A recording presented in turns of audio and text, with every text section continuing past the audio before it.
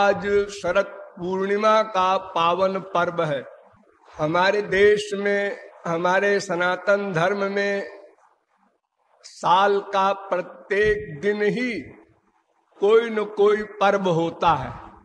किसी न किसी देश में, किसी न किसी जाति में यदि सबका हिसाब लगाया जाए तो साल का प्रत्येक दिन ही पर्व है, क्योंकि हमारे यहाँ भगवान के सब अवतार हुए और अनंतानंत महापुरुष भी हमारे देश में ही आए, इसलिए पर्व की भरमार है। किंतु जितने भी पर्व मनाए जाते हैं उन सब में सर्वश्रेष्ठ पर्व है शरद पूर्णिमा। वैसे कुछ लोग जन्माष्टमी को कहते हैं, कुछ रामनवमी को कहते हैं, कुछ दिवाली को, कुछ दशहरा को, कुछ होली को। अनेक लोग अपनी अपनी भावना से पर्वों की इंपॉर्टेंस बताते हैं, किंतु मेरी पर्सनल राय जो है वो यही है कि शरद पूर्णिमा सबसे बड़ा पर्व है। क्यों? संक्षेप में इतना समझ लीजिए कि आज ही के दिन आनंद की जो अंतिम सीमा है, उस अंतिम सीमा वाले आनंद को राधा कृष्ण ने जीवों को दिया था।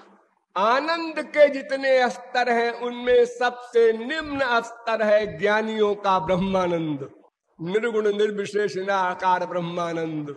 इसके बाद फिर सगुण साकार का आनंद प्रारंभ होता है। उसमें भी अनेक स्तर हैं। शांत भाव का प्रेमानंद, उससे ऊंचा दास्य भाव का प्रेमानंद, उससे ऊंचा सख्य भाव का प्रेमानंद, उससे अधिक सरस वात्सल्य भाव का प्रेमानंद, उससे अधिक सरस माधुर्य भाव का प्रेमानंद। माधुर्य भाव में भी 3 स्तर है। सकाम माधुर्य भाव के प्रेमानंद का स्तर उन तीनों में निम्न कक्षा का है।